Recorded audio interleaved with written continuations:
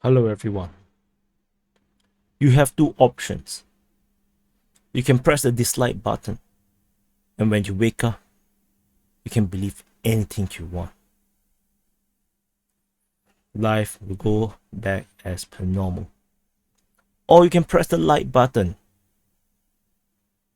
and you'll see everything as it is, and I will show you how deep the rabbit hole goes.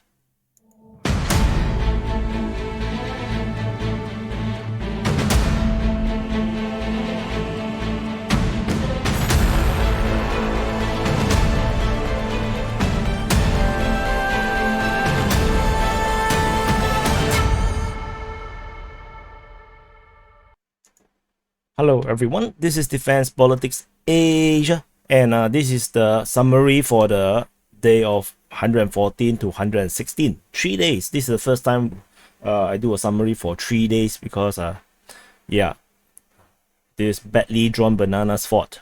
Blame him. It's for 17 to 19 of June 2022, and so let's start off with cross-border shelling tempers. So cross-border shelling reported at Seredina Buda. This is the only, or this is the one at Sumy, only one at Sumy. So and then we had other cross-border shellings reported in the Kharkiv region, what they like to call the Slobozhansky direction, at Morozona Dolina, and in the nearby town of Timofeivka. So this is reported to be struck by airstrike, both airstrike and artillery shelling. So it must be something rather major around here for the Russians to need to resort to both airstrike and artillery. So that's that. And there is also a missile strike. So this missile strike is rather concerning, I guess. So there is a missile strike reported by the Ministry of Defense of Russia. So at 12:30 p.m., whatever day this is, I think it's 2 days ago or 1 day ago, they used caliber long-range precision missiles, sea-based one. So it is launched from their destroyer or cruiser or whatever that you call that vessel. And it was launched at this command post in the village of Shirokaya Dacha, which is actually this Shiroka Dacha. And there is this working meeting of the commanders of Alexandria Operational Strategy Group. Whatever this is, it's actually a high-level meeting. So in this meeting, there are generals and officers of the armed forces of Ukraine, and this missile strike hit them while they are having the meeting. So generals and officers from the general staff, the Kakhovka group, airborne assault troops, and units that are operating within Mykolaiv and Zaporizhzhia has been struck. The Russian claims that they had killed more than 50 of these high-level people. Of course, there's kind of no way to verify this, at least as of now. So, and this kind of like coincide with this very curious change. The website of the Ukrainian Ministry of Defense stopped posting their operational information, their daily report. Their Telegram group also died since the last post on the June of 17. And I thought that they are not posting anymore, and apparently someone informed me that they are still posting the operational information on Facebook. And then after that, I realized that they are still also posting the operational information, however, in their special communication Telegram channel, the one with a lot of propaganda, which I try not to read because it's quite tiring to read propaganda.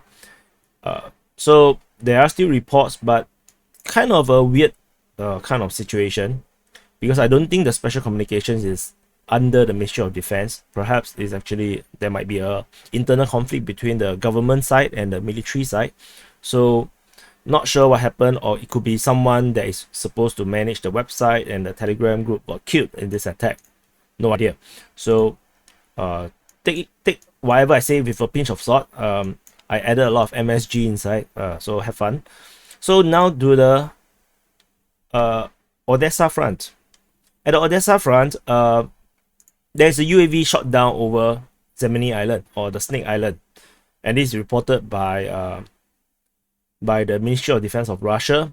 And the latest information is that there is shelling, not Shaolin Temple, but shelling, reported at the Snake Island. This happened early in the morning at 4 a.m. Local time, and they attacked the island with their air force, which is probably ground support aircraft. It's the Sukhoi 25, I guess, or maybe some other aircraft, and also artillery. So Ukrainian media reported local residents of the Odessa region heard at least 35 explosions from Zemeny Island. So very interesting development here. Here goes another attempt at the Snake Island. So this is the latest development. Let's see what else happened. Maybe does the Ukrainians go for a landing? No, maybe an airborne assault, like they use helicopter to land troops. No idea. So let's see what will happen next. Over at the Mykolaiv Front, the Russians counterattacked and captured Pravdany, and on the Ukrainian side, they actually captured Zeleny High. So some on Twitter, it was very funny. One of the guy don't know what is Zeleny High. He thought it's something to do with Zelensky. So you may call this the Zelensky highs, or Zelensky high, feeling high, because it's a capture. You should feel high. You should feel happy about it. So maybe this is the new happy front for the Ukrainians, because this counter-offensive or major offensive at Kherson area is really very hyped about by the pro-Ukrainian crowd. The fighting is now at Stanislav, and also which is the south of Oleksandrivka, whatever you want to call that, and north of Shiroka Balka. The fighting have not reached the build-up area, the residential area yet. It's still out in the field. There's fighting now at Sodatske. So this is actually a part of the counter-offensive by the Russians after the capture of Pravdany. This is part of the same offensive. They are now pushing Sodatske. And the Ukrainians are still stuck in the northern outskirts of Keselivka. They still have not broke through this stronghold, it seems. So, but at least the capture of Zeleny High is going to give them some less worry about their rear. And there is a Bayraktar TV-2 shot down over Kherson. So that's unusual. This is the first time I reported a Bayraktar shot down over the city itself. So straight a bit too near, I guess, to the fire or to the sun. There is no update on the Snehurivka side. Not even sure if this offensive is still on, because it has been so many days. Not sure if the fighting is still on there. There is no updates regarding this Davydiv Brid front. In fact, this fighting I think is gone. There is no more. There's no more fighting reported at Velika as Alexandrivka. Russia continues to hold this position. The only possible capture out of this offensive is Davydiv Brid. But of course, some of the pro-Russian sources will dispute this. So until there's more information, this will remain as under the Ukrainian control. Over at the Kharkiv front, there's no fighting around here. Both sides is still preparing to an offensive from either side. So they are both feeling very nervy. So that's all for the southern front. At the Zaporizhzhia Line, a lot of artillery bombardments, especially from the Russian side on the Ukrainian positions. However, there's no ground offensive, so there's nothing much to talk about. Moving on to the Donetsk Front. At the Donetsk Front, this major offensive over at the Shevchenko, Pelivka, Yehorivka region had not borne fruit for the Ukrainian forces. I believe there are still elements of the Ukrainians are straying around this region, but the offensive seems to have lost its steam. So no more water vapor there. There is no updates regarding this region here. Just east or just west of Donetsk. Over at Vrubivka, there is some missile strikes and heavy artillery bombardments on Ukrainian artillery positions because they have been bombarding Donetsk city, and the pro-Russian crowd is extremely unhappy about the bombardment on Donetsk. But from my position is the Russians have been striking the cities of Ukraine for the entire war. Despite you want to say it's not against residential target or not, it's still some kind of a city bombardment, and it's not really important in terms of the strategic picture. So I'm not reporting that. So I'm just want to mention about the fighting. This entire offensive north of Vrubivka is gone. It's not really happening. I'm not even sure if Kayamka is still Ukrainian now, because the information here is really scarce. So no further updates regarding this region. Fighting continues at New York, and mainly it's just still bombardments. It's mostly still artillery bombardments. Nothing very significant to report on. Over here at the Bakhmut Front. So this is Bakhmut city. At the Bakhmut Front, there is no updates on the Novo-Luhansk. In fact, there are rumors from the pro-Russian sources that the offensive towards Novo-Luhansk has paused. So not sure about that. There is a push from multiple directions against Zaporizhzhia or Zaporizhzhia, north of Novo-Luhansk, and there's also a push towards Kodema. The fighting is reported nearby to these towns, and there is talk about Russian forces entering Zaporizhzhia or Zaporizhzhia, but no confirmation about this yet. There is the Ukrainian forces at the Vrubivka thermal power plant. The power plant at Svitlodarsk is still under Ukrainian control. So, but you can see this picture, this movement here. They are trying to encircle the Novo-Luhansk and the Vrubivka thermal power plant. So, which is possible reason why there is no more push for the city itself of Novo-Luhansk. Maybe that's the forces are withdrawn to push towards Zaporizhzhia or Zaporizhzhia to complete this encirclement. So that is a possibility.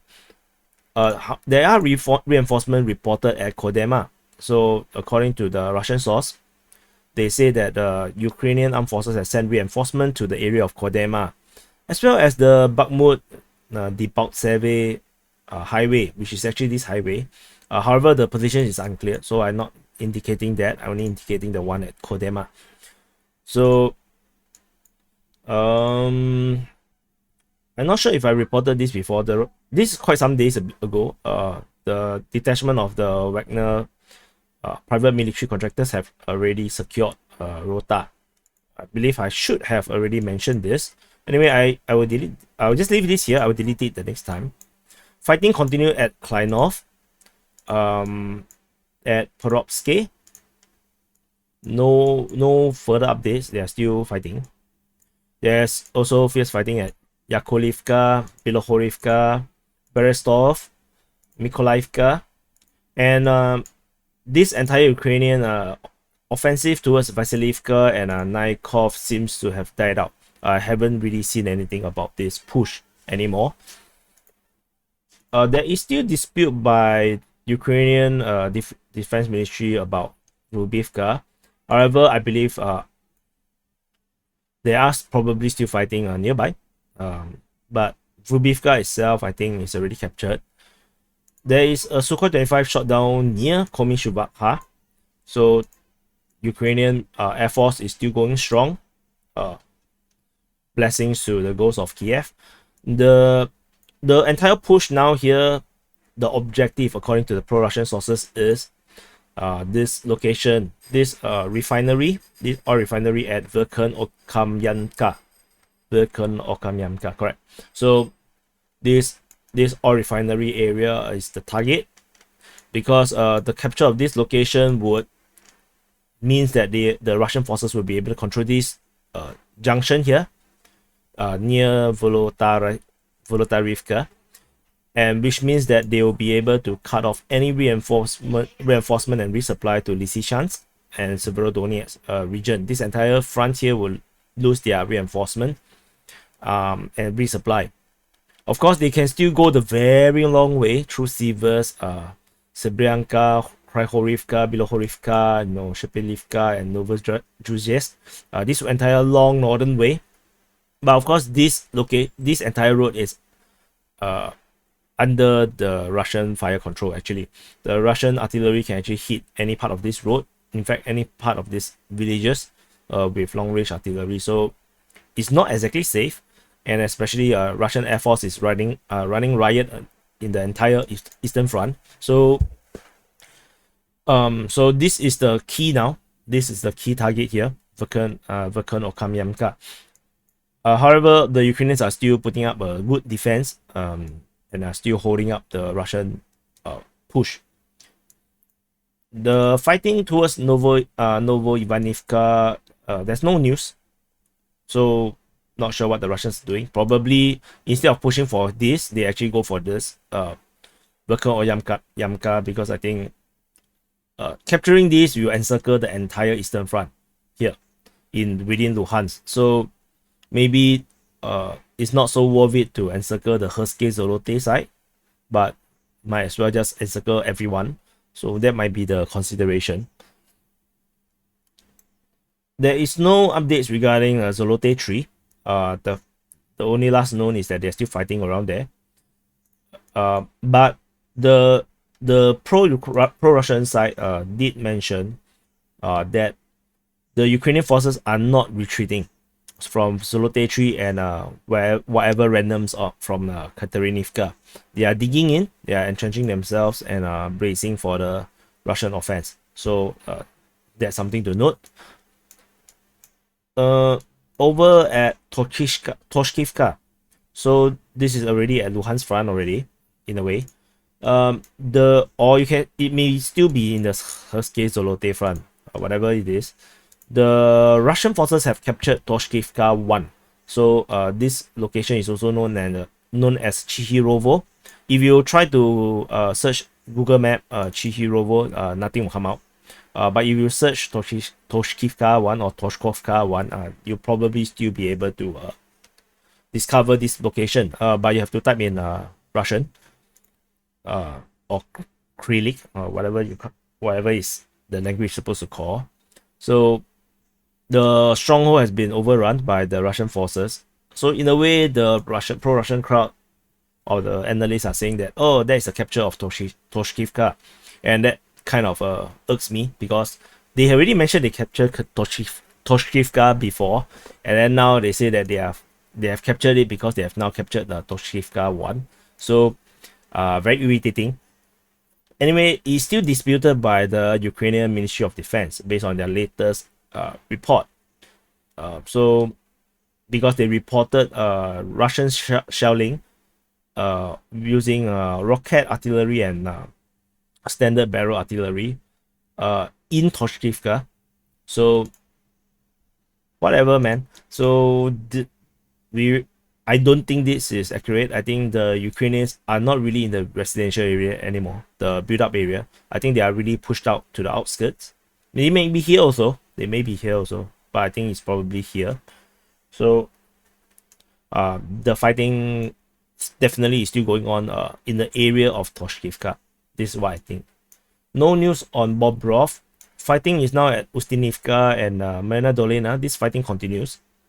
So there are multiple stories that is going on. So there's one encirclement here, one encirclement here. So keep the Ukrainians guessing, I guess. So now in the Severodonetsk region, the Luhansk Front, there are still Ukrainian forces reported to be within Vrubivka and Serotine, as well as, of course, within the Azot plant and Lysychansk. Lisna Dacha might have been captured by the Russian forces, might, because there are the pro-Russian sources did mention that they have already taken this in a very vague way. So I'm just gonna wait for more information. However, the Russian Ministry of Defense officially announced the capture of Mitokhine, or Mitelkino. So this is one of these very rare instances nowadays to see the Ministry of Defense of Russia declaring a capture of a location. However, the Ukrainian Ministry of Defense still disputing the capture of Voronov, because they also mentioned the shelling of this location, this town, by Russian artillery. So they mentioned a lot of places.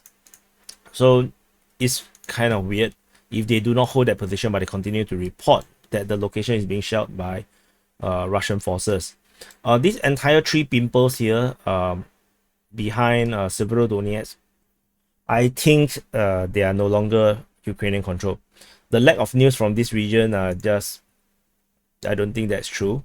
So which means this entire report is by the Ukrainian Defense Ministry is dubious, to say the least. So I'm going to delete all these three. So no more pimples behind Severodonetsk.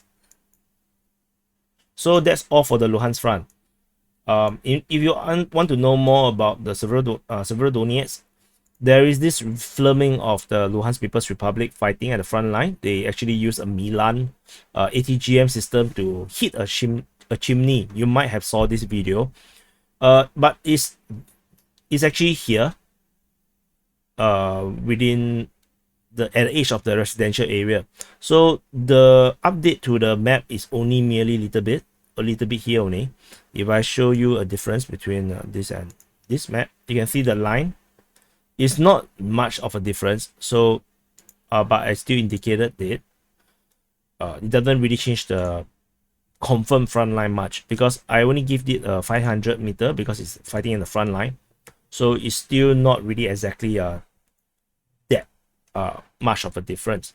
The Ukrainians probably still are holding up the industrial area pretty well. So other than that, I don't have any updates. There is a very funny video of a Ukrainian vehicle. Some looks like a pickup truck of sort. So they are carrying a small squad of troops. Not sure if they are foreign fighters. They are very happy. They are looking very cheerful, speeding down this road, and then this part of the bridge is already blown up, so it becomes like a Z.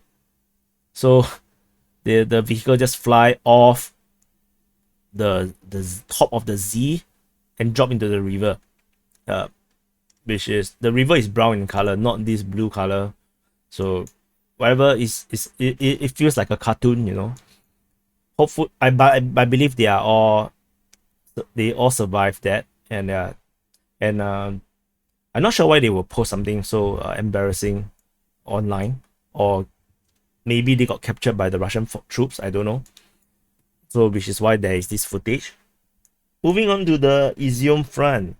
At the Izyum Front, the Ukrainians, because of this bombardment list of locations, they dispute Prishep, Bohorodashny, and as well as Dolina. They reported shelling by Russian forces in these three locations. So if you are pro-Ukrainian, these three locations are still under Ukraine control, if that makes you happy. Fighting continue at Krasnopilia. There's no progress yet. However, the Russians have captured Mazanivka, allegedly because the Ukrainian forces in this area have withdrawn. So maybe. What else do I have around here? Nothing else. So that's all for the Izyum Front. Not a lot of things happening. I just want to share I have a feeling that the Russians will not push much more towards Sloviansk. There's I have some doubts whether they will go for Majaki, Adenivka, Mikhailsky, and all these locations. I suspect they might actually stop at this line, and if we will concentrate their efforts on Bavinkov. The reason why I say so is because of the challenges they face at Horodok. It's because it's so near to Sloviansk. Like from the center of the city, this is 10 kilometers away, and within this 10-kilometer radius, reinforcement from Sloviansk is really convenient, and which also includes Majaki and Krashty or even Adamivka. It's very easy for them to reinforce these locations, and it will make fighting in these locations take a really long time, and perhaps it's more wiser to go for weaker points. Although this is not exactly weak, this is still very well entrenched by the Ukrainian forces. But anyway, this is just something I was thinking about. Moving on to the old happy front, the Kharkiv Front.